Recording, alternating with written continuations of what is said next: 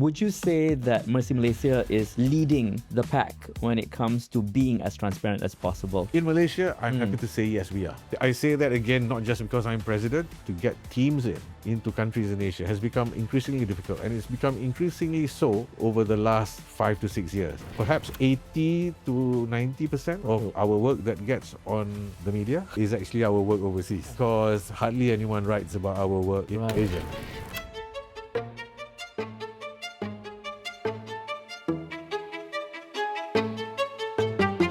In this episode of Life Confessions, another amazing guest joins us. He is the president of Mercy Malaysia. With me today, Dato Dr. Ahmad Faizal. Thank you for joining us, Dato. Thank you very much, Dato. Thank you.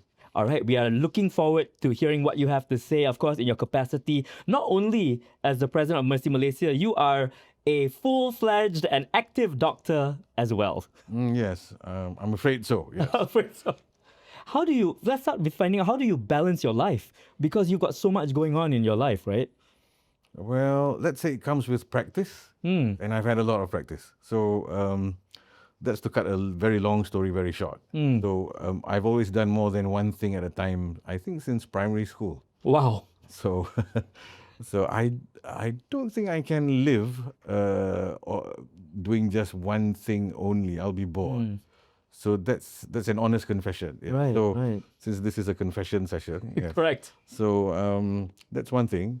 But secondly is jokes aside and also analogies aside, it's also in a way been forced upon me because of the responsibilities. You enjoy a full busy life. I do. And I guess in a way, I use the word forced upon me a bit because it's real, because on the other hand, if I had a choice of choosing just one, I would probably be a full-time humanitarian leader. Right. But that's not possible in Malaysia unless you're willing to take a huge pay cut. Right, yeah? right. And that's another confession. Yes. Right. Quality of life would change. And the quality of life would change. And unfortunately, I had already been in mid-career, sort of, by the time Mercy was around. Yeah. Right. So it would have been a bit difficult. And even up till today, Right. for example, Mercy Malaysia still cannot afford to pay, for example, a full CEO's emolument package. Yeah? Right, right. So although we work, I would say, both the quality and quantity that the organization does warrants one. So because of that, I still have to practice. So in a way, it's forced upon me. Right. On saying that, I still enjoy being a physician, and I still enjoy being a doctor. So it's not like I don't like being a doctor. It's just that if I had a choice though between the two, because sometimes in life you can't have everything, and if it boiled down to making a one decision, choice, right. yes. And so if I was in a different place, perhaps different time, different era, different timing, I probably would choose being a full-time humanitarian worker, especially at the leadership level, knowing very well that I could contribute as much as I can now, and probably more if I did it full-time. In fact, you've been at the helm of Mercy Malaysia for some time now, right? What motivated you to first join the humanitarian organization, and how did you rise to this leadership position? Okay, first and foremost, there was no plan to this. Yeah. Right. So I joined as a volunteer. I still remember the date. It was 4th of January 2003, with a few friends who, in fact, the ones who came along with me for that particular session on that day were not doctors. Right. There were a few of us, and we signed up. And almost immediately, because you must remember the organization was only 4 years old, so it was different from what it is now. There were perhaps opportunities that wouldn't be so easy to find now that there was then. Right. So, for example, at that particular volunteer induction program that we were at, Right. They were specifically looking for people to be part of a program called drug rehabilitation and assistance. Okay. At that time, there was no name yet to the program, but there was a demand for such a program. So the organizers immediately looked at me, had one look, and said, "Why don't you join this program?" And I said yes. And before we knew it, by the end of the month, I think, by the end of January, I was leading the team, partly because there was no one else. Right. It wasn't because I was so good or anything, or I knew a lot about drug rehab. To be honest, I didn't know too much. Seems like you're being quite modest, actually. I know what any other doctor would have known about drug rehabilitation and assistance, but Right. but I wasn't an expert. Yeah, but I was made the team leader because basically we were all new and young. Yeah, Right. Because you were there. and because I was there. Yeah. And so in 6 months or so, I was on my first humanitarian mission abroad to Sri Lanka. It was a flood relief mission to Sri Lanka. And after I came back from that mission, suddenly I got a request or a letter from the executive council. That's the equivalent of a board of directors, if you like. Yeah. Right. Asking me to join them on the council. And here you are managing it all even until now, actually, because you've been leading Mercy Malaysia through some of the most challenging humanitarian crises in recent years. Mercy Malaysia is involved in both local and international missions, right? Yeah. How do you deal with the challenges of and needs of Malaysians in crisis while also addressing global disasters? Because sometimes it feels like criticism is very interesting. When you are helping Malaysians in crisis, you'll see the comments say, "What about?" And then they'll mention an overseas crisis.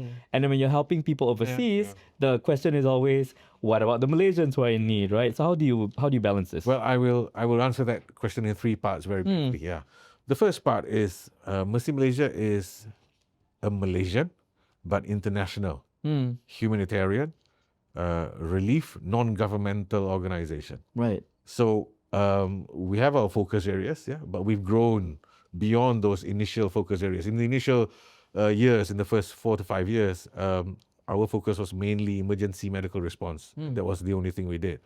But we grew out of that, yeah, into a few focus areas now, more than a few.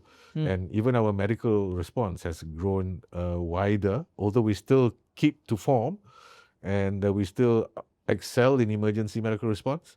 So much so that we are the only NGO in Asia, not ASEAN, not Southeast Asia, but Asia, which has a WHO certified emergency medical team. Yeah. But our work now goes beyond that. Yeah. Right.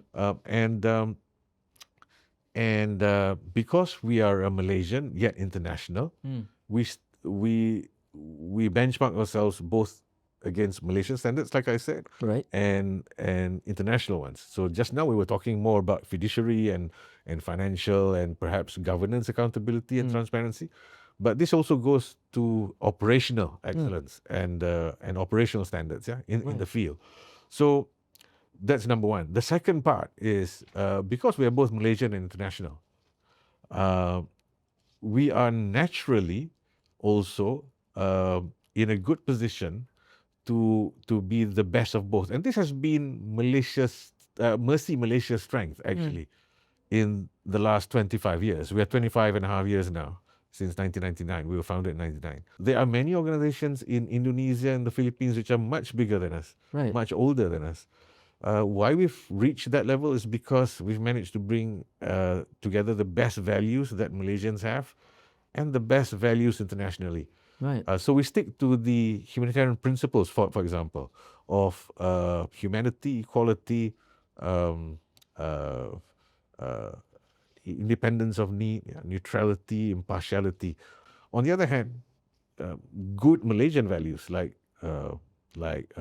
courtesy, cultural sensitivity, etc., we also bring to the fore, which stands us in good stead. So we are very well accepted, for example, in a country like Myanmar, which does not accept many other international organizations. Right. We've been there for the last 16 and a half years without stop. Right.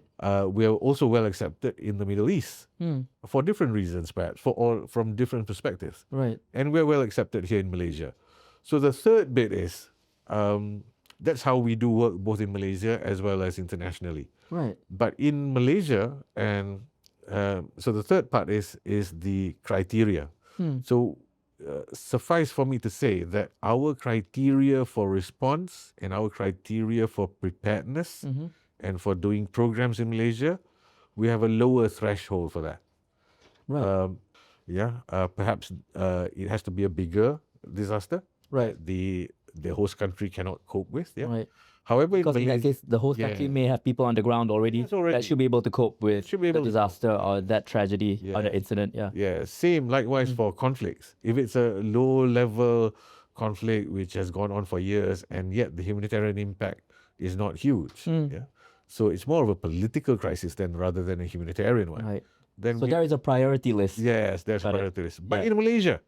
in Malaysia, because this is our home country, so Putra Heights, we responded. Right. Yeah. Now, it doesn't mean, of course, we have to respond in the same way Right. that we respond, say, in Myanmar, in the earthquake recently. Right. So during the Raya recently, we were in 4 or 5 places at the same time. So much so that our staff, our full-time staff, hardly had a break because the earthquake in Myanmar happened on Friday, 3 days before Hari Raya. Right. The Putra Heights explosion and fires happened 1 day after Raya, the second Hari Raya. So we hardly had a stop. And we also had teams already in Gaza at that time from Malaysia. And at the same time, we were deploying another team to Syria on the 4th of Hari Raya. So we were very active then. So if you look at all these crises, Palestine, Gaza, Syria, Myanmar, and their magnitude of and the level of crises are much higher than perhaps the Putra Heights crisis. But for Malaysia, that is enough for us to respond. Right. And of course, floods, the seasonal and also unseasonal floods that happen in Malaysia, we respond to annually. We are part of the National Response Mechanism. Right. We're very close partners with NADMA, the National Disaster Management Agency. And we work with both local as well as state and federal government agencies throughout Malaysia, both in preparedness and in response, and in building community resilience. Why? Because this is our home country. Right. We have to give priority to Malaysia. And in fact, to be honest with you, the amount of work that we do, if you quantify it, actually in some years, minus the COVID years, 50 to 60% of our work is actually done in Malaysia. Right. But perhaps 80 to 90% of our work that gets on the media is actually our work overseas.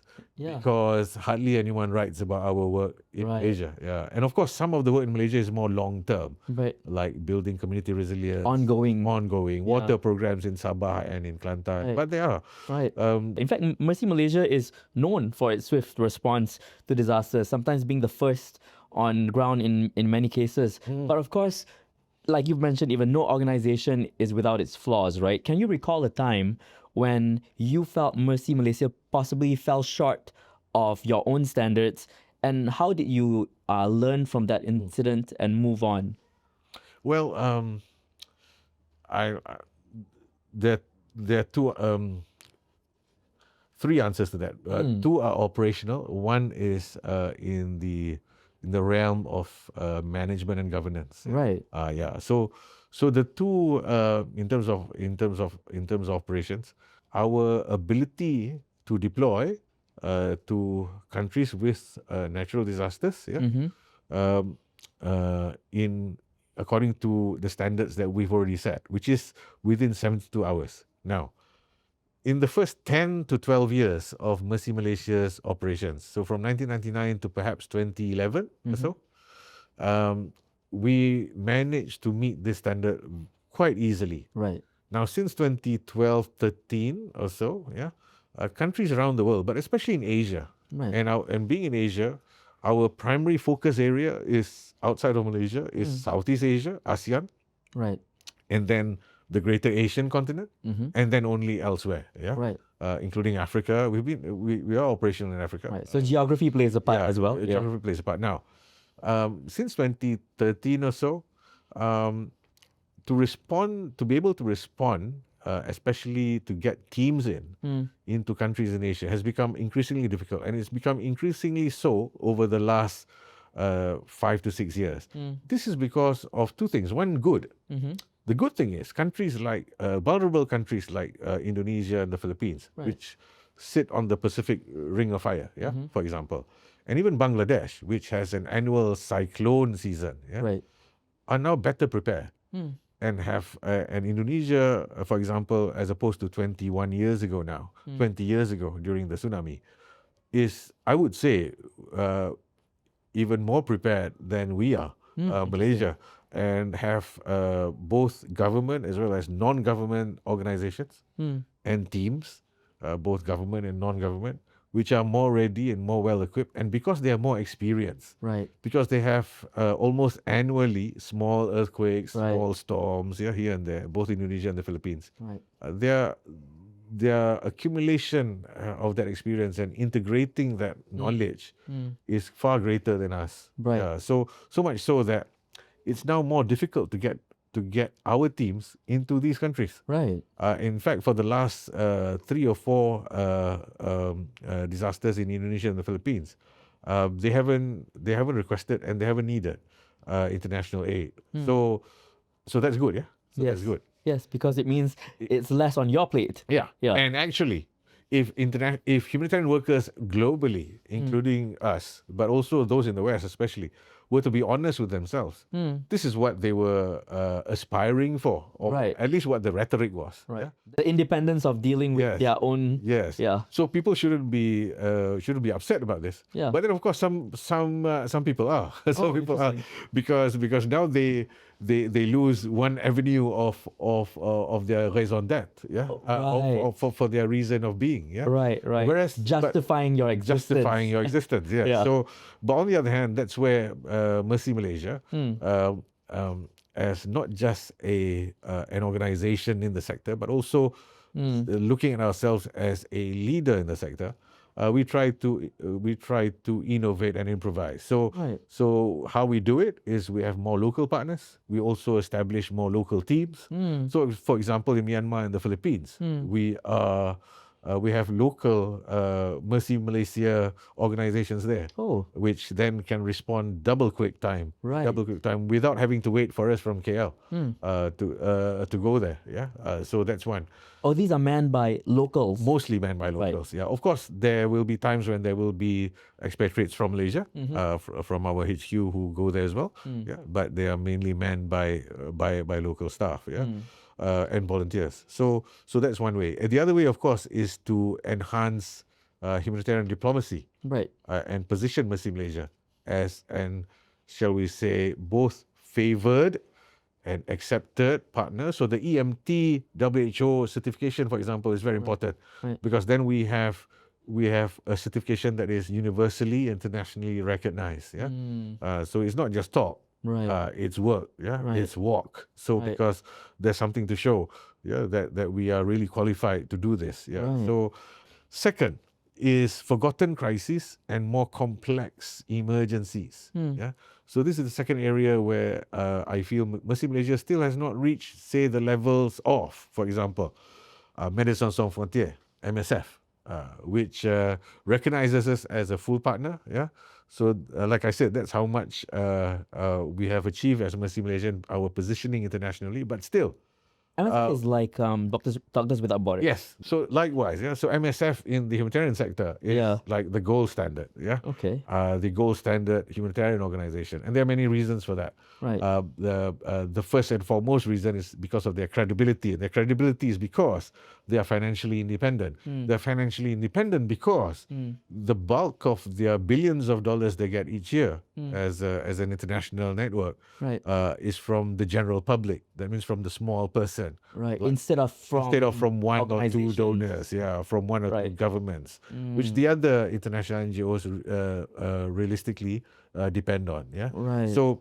So we have not reached that level yet. So, for example, we have, for even now, requests from certain countries and certain theaters of operations. For example, Sudan, from the Darfur years of 2004, which I mentioned earlier on, right up till 2013. For 9 years, we were there actively, mainly in Darfur, and we maintained a presence until 2015. Then our money ran out. Yeah. So now they actually, both the international system, the UN, and as well as people in Sudan, Right. have requested us to go back in.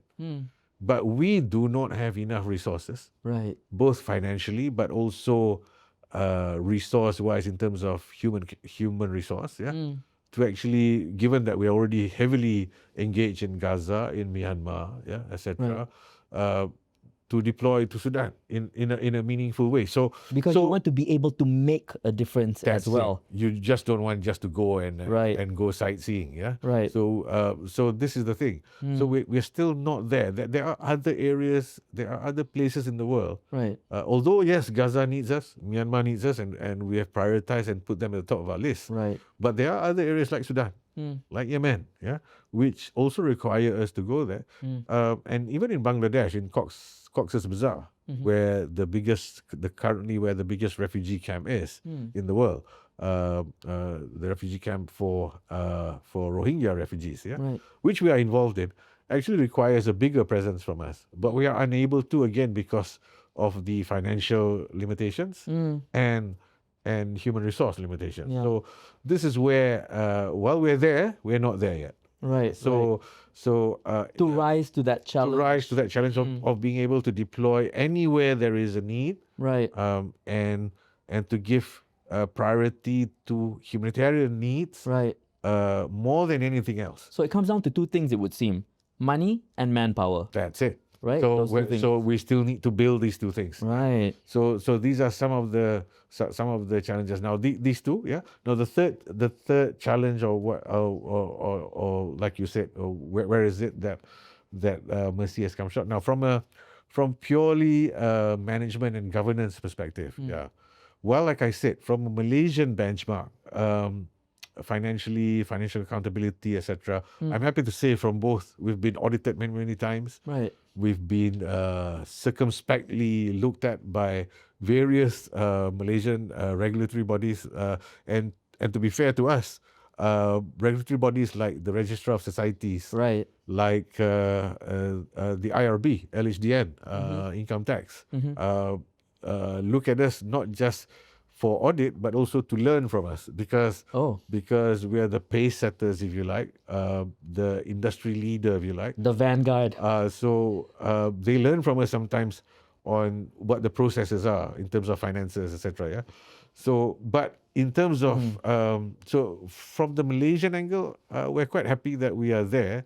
But like I said, internationally, we still have some way to go. Right. So we still need to be able to, for example, track our finances better, right, in terms of how much is being spent on in a real-time basis. Yeah, right. Meaning I should be able to just click a button and see how much is being spent there. Yeah, transparency. There. Yeah. So that one we are still working on. Right. And both in terms of systems, but also in terms of reporting. Yeah? Right. And the skill set, I guess. Because that is something that the public has been more vocal about from all non-governmental organizations to see the transparency and how the money is spent. Would you say that Mercy Malaysia is leading the pack when it comes to being as transparent as possible? In Malaysia, I'm happy to say yes, we are.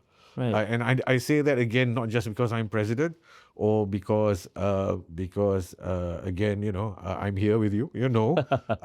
Again, you can ask them. I've just mentioned 2 or 3 of them. The regulatory bodies, and I'm not just saying it when I say that they also learn from us. Right. And it's very true. Right. Bank Negara, LHDN. What's the other one? ROS, Registrar of Societies, actually learn from us, because sometimes they ask us, so this money is for what? Yeah. And what's this percentage for? Right. What's that for? So because, for example, we have a tax exempt status. So even now, as we speak, we have undergone a very thorough audit from IRB, from LHDN over the last 2 years. And we're in the process of, we had our tax exempt status very early on, when we were first founded in 1999. So in about the year 2000, we were accorded that status. I must say that over the last 3 years, if you've not noticed, the last 3 years, it's been even more so that that the government especially, and also agencies like LHDN, have been more stringent. Right. For example, the formation of foundations now, Right. yayasans, Yes. in Malaysia is now not as easy as it was before. Right. Simply because there have been so many unfortunate incidences, of Yep. people misusing foundations. So likewise, with regards to tax exempt status, so what's the news is, this may be news to some of your listeners and some of your viewers, that tax exempt status is no longer easy to get nowadays. Interesting. And even for those organizations which are enjoying that status now, while it was indefinite before, so the government has made a decision a few years back that will no longer be the case. Right. That the government now is reviewing all organizations and persons with tax exempt status, and rather than indefinite, the status now will be on renewal basis. Does that mean an organization needs to prove that they are worthy? That's it. Worthy, deserving, Right. and adhere to, say, regulations. Right. And that will allow them to continue to be tax exempt. Right. So even now, as we speak, like I said, we are in the process of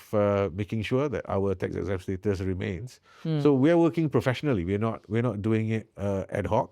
So we've engaged for example, one of the big four accounting firms to actually assist us with this. And of course, we had to spend some money on it, but it's money worth spending. Right. So you're making steps to gradually become, like you said, reaching a point where a person would be able to click online and see ideally see all of the expenses, and reaching that's the goal ultimately, right? Interesting, because I'm sure people who are listening to you now here say this might be even inspired to actually want to work in some sort of capacity, championing something themselves, right? For someone looking to make a difference themselves in their own community, what do you think is the one piece of advice that you could give them to stay motivated and focused on their mission, even when things get tough, which is, of course, times that you've been through as well? How does a person maintain and stay on the course? For someone who wants to go into this area of endeavor, we must always understand and remember what the money or the funding or the aid or the material that's given to you is essentially for. It's not for you, for your own personal enjoyment per se. Right. You want to have that? Go build your own business and have your own company. And sometimes the line is thin, because if you have money, who is to say that you cannot use it for purposes that will be more, shall we say, rewarding to you or your staff, on a personal level. But that's where you have to remain true to your ethics. And I've said this because we've been asked to as well, by other NGOs to perhaps share our experiences and our experience and our knowledge with them. So I've spoken at a couple of events where I've said, what got you into it? What got you into it? Yeah. Was it the money, the fame, the glory, perhaps? Or was it because you wanted to help people? So on an organizational level, I can say that we remind our people, both staff and volunteers, this almost ad nauseum. That when times are tough, when they have to work beyond hours, for example, when we can't afford to give them, for example, bonuses like they would get in the corporate sector. Right. Sometimes we do give when we do exceptionally well financially for that year. But never again. So even if we can afford to give a few months bonus, we don't. As a matter of principle. Because we shouldn't. Because we can't. Because that money was initially not meant for us. Right. Not meant for the staff. Right. Yes, we can reward you because you've done well and the organization has done well, but not to the point as the same as it would be if you were in the private sector. Right. Right. And this is why I think even in the Malaysian business sector, I would think, or I would have to settle a problem which ideally I shouldn't have to. Because problems do occur from time to time. So, What do you tell yourself? well, for me on a personal level, it's so easy because I just remember the people we helped. That's all. Right. That's great advice right there, to remember the people that you help. So I guess for everybody else, if you're in broadcasting, if you're in whatever business you're in, yeah, like I said, just remember that true north, what got you there in the first place. Yeah. So if you're going to be a DJ, be a good one. Yeah, It so applies to every it applies to every every endeavor skill. that you take on in Every life, endeavor. actually. Wow. Yeah. We've come to the point now for the rapid fire questions, Go where ahead, you fire. just give the one answer that comes to your Yes, head. no good. Yes. Yeah. Ready? Okay, here we go, Dato. What's the most rewarding part of working with Mercy Malaysia? Seeing beneficiaries who have nothing smile. Right. Nice. If you could instantly solve one global crisis, just one, which one would it be? It'll have to be Palestine because it will not only solve the current Gaza crisis, it will reduce a lot of tension and perhaps avert what is for some people, and when they look at it, an inevitable clash of civilizations and perhaps a terrible war Right. sometime in the future. Yeah, Right.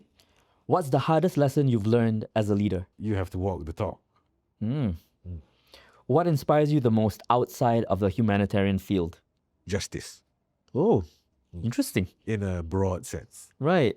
Justice means also not just justice in the legal framework kind of perspective, but social justice, equitability. Right. You can the world has experimented with basically hard communism and shown that it doesn't work.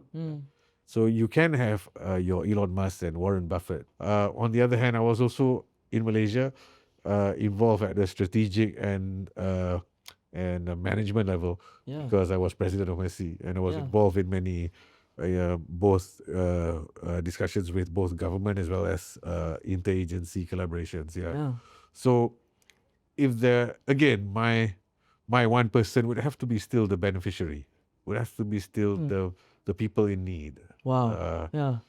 Because without monolith- them, The monolith. the monolith, The monolith of the it's people in need. Yes, the monolith, the symbol of the people in need. Yeah. Because like I said, I'm not because we have developed, we have Yeah. 70 odd staff now full time in the office. Yeah. But because we have 70 odd staff, Yeah.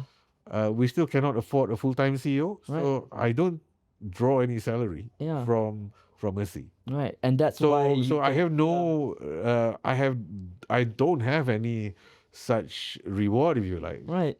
So if things get tough, Yeah. why should I stay on?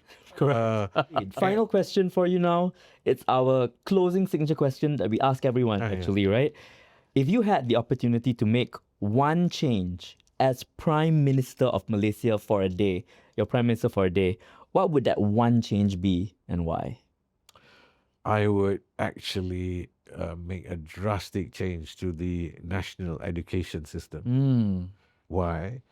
Because we need an education system that is both high in quality, but also inclusive.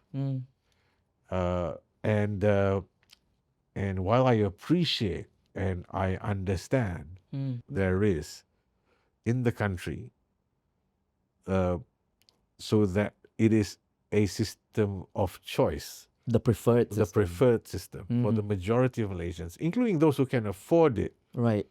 They would rather send their kids to the national education system because it is the best. And the best here means not just in terms of quality of the syllabus, Right. but also the quality of character building and personal development. A holistic A approach. to holistic education. approach that the kid, once he or she graduates from that system, Yeah. is so well equipped to face the challenges of the 21st century. Right. That's number one. Yeah. But also so that we can regain the Malaysia that we have lost. Right. Thank you for being so candid with us. We've gotten so much insight into not just the work that you do, but you as a person as well. And we look forward maybe to catching up with you in the future Thank you. as well. We thank appreciate you very so much, much. Mr. Yes. you. President of Mercy.